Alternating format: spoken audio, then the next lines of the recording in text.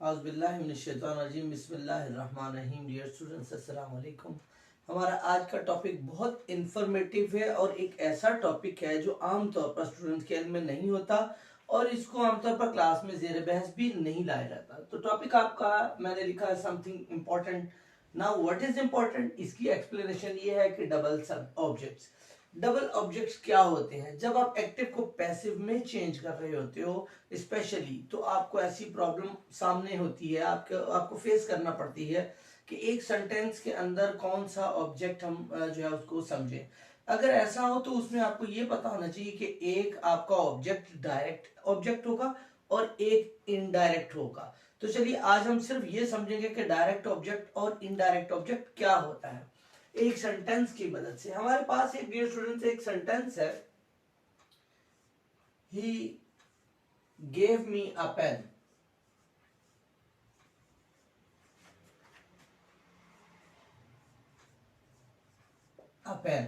He gave me a pen, इसमें ही आपका सब्जेक्ट है और गेव जो है गिव के सेकंड फॉर्म, डेफिनेटली ये आपका वर्ब है, ये तो आपको मालूम होगा। अब मी भी ऑब्जेक्ट है और अ पेन भी आपका ऑब्जेक्ट है, ठीक है। तो ऐसी सूरत में आपको ये मालूम होना चाहिए कि ये जो आपका प्रोनाउन होगा ये हमेशा आपका इनडायरेक्ट, जब भी प्रोनाउन होगा तो वो आपका इनडायरेक्ट ऑब्जेक्ट होगा आपका, ये इनडायरेक्ट ऑब्जेक्ट है। और जो चीज होगी कोई एनीथिंग, ठीक है, कोई भी चीज जो है हम लिखते हैं एनीथिंग, जो कोई चीज होगी जिसका जिक्र किया जाएगा वो चीज जो होगी वो आपकी डायरेक्ट ऑब्जेक्ट होगी। अब ये डायरेक्ट और इनडायरेक्ट का कॉन्सेप्ट तो आपने, मुझे उम्मीद है, समझ लिया होगा। एक बार फिर समझाता हूं कि जब वर्ब के बाद प्रोनाउन होगा तो वो आपका इनडायरेक्ट ऑब्जेक्ट होगा और जो चीज होगी वो आपका डायरेक्ट ऑब्जेक्ट होगा। अब बात जो समझने की है वो ये है कि जब आपका इनडायरेक्ट ऑब्जेक्ट होगा तो आपने इनडायरेक्ट ऑब्जेक्ट से पहले आपने प्रेपोजिशन यूज नहीं करनी, ठीक है।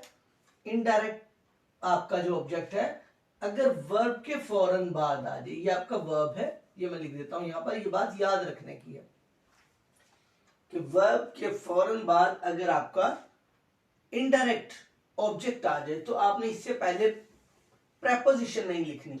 लेकिन अगर आपका डायरेक्ट ऑब्जेक्ट वर्ब से बाद आ जाता फौरन तो यहां पर फिर आपको प्रेपोजिशन लिखना पड़ेगा। इसी सेंटेंस को हम चेंज करते हैं ताकि आपको वो बात मेरी समझ आ सके जो मैं आपको कहना और समझाना चाह रहा हूं कि प्रेपोजिशन कब आएगी और कब नहीं आएगी। अब आपने देखा जब आपके वर्ब के बाद इनडायरेक्ट ऑब्जेक्ट आ गया फौरन बाद तो प्रेपोजिशन नहीं लगी। लेकिन अगर डायरेक्ट ये पहले हो जाता, सपोज आपका ये सेंटेंस होता ही गेव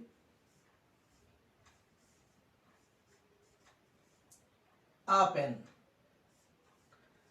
अब आपने नोट किया आपका इनडायरेक्ट जो है ऑब्जेक्ट वो बाद में आ गया और ये आपका डायरेक्ट ऑब्जेक्ट जो है वो पहले आ गया।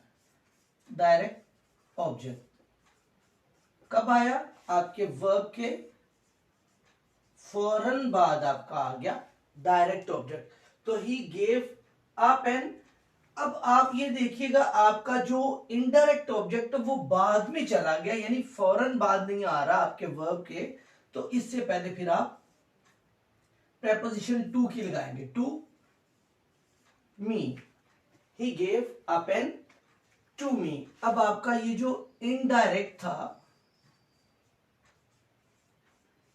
ऑब्जेक्ट, आपने ये नोट किया इनडायरेक्ट ऑब्जेक्ट आपका वर्ब से दूर चला गया, वर्ब के फौरन बाद नहीं है। तो आपने ये बात नोट करनी है कि फिर आपने प्रेपोजिशन लगानी है, वो टू भी हो सकती, फॉर भी हो सकती, कोई प्रेपोजिशन भी जो सूटेबल होगी वो लगेगी। एक सेंटेंस हम और लेते हैं, आई बॉट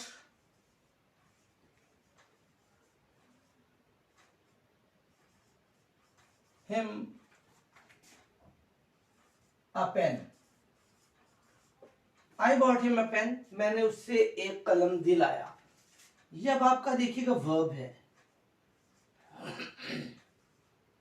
वर्ब के बाद अब आपका इनडायरेक्ट ऑब्जेक्ट आ गया। मैंने आपको बताया था कि दोनों वर्ब ऑब्जेक्ट जब दो हो, दोनों ऑब्जेक्ट में से जो आपका प्रोनाउन होगा वो इनडायरेक्ट ऑब्जेक्ट होगा और जो चीज होगी वो आपका डायरेक्ट ऑब्जेक्ट होगा।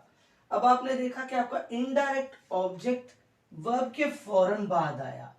इनडायरेक्ट ऑब्जेक्ट प्रोनाउंस में से होते हैं, तो आपने प्रेपोजिशन नहीं लगाई। I bought him a pen, अगर ये आपका इनडायरेक्ट ऑब्जेक्ट हम एंड पे ले जाएं तो फिर प्रेपोजिशन लगती है। कैसे? आई बॉट, अब आपने डायरेक्ट को इधर लगा दिया अ पेन, और इनडायरेक्ट को आपने आगे लगा दिया तो प्रेपोजिशन लगेगी फॉर हिम। मैंने उसके लिए एक कलम खरीदा। I bought a pen for him, मैंने उसके लिए एक कलम खरीदा। यहां पर देखिएगा प्रेपोजिशन आ गई। फर्क क्या है ये आपको मैं पहले समझा चुका हूं कि ये आपका इनडायरेक्ट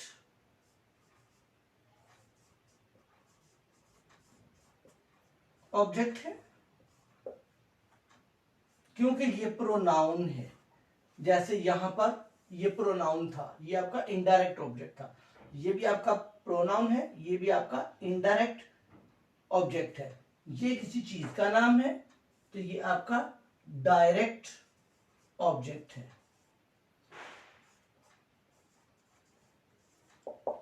तो जो चीज नोट आपने की वो ये कि वर्ब के फौरन बाद अगर आपका इनडायरेक्ट ऑब्जेक्ट आ जाए तो प्रेपोजिशन नहीं लगेगी।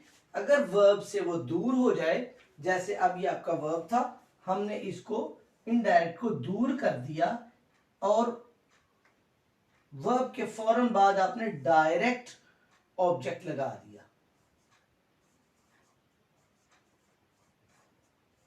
जब डायरेक्ट ऑब्जेक्ट लग गया तो फिर इनडायरेक्ट ऑब्जेक्ट से पहले प्रेपोजिशन लगेगी।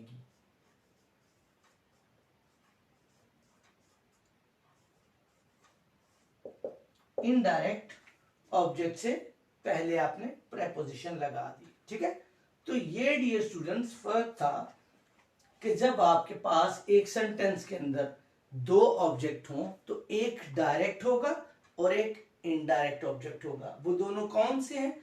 Very very with detail I have explain you with help of 2 examples. 2 examples की मदद से मैंने आपको ये समझा दिया। मुझे उम्मीद है आपको ये बिल्कुल फर्क वाजे पता चल गया होगा।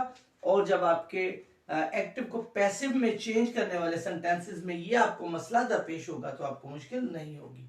Hope for the best, see you इंशाल्लाह इन नेक्स्ट वीडियो। तब तक अपना ख्याल रखिए। अस्सलाम वालेकुम।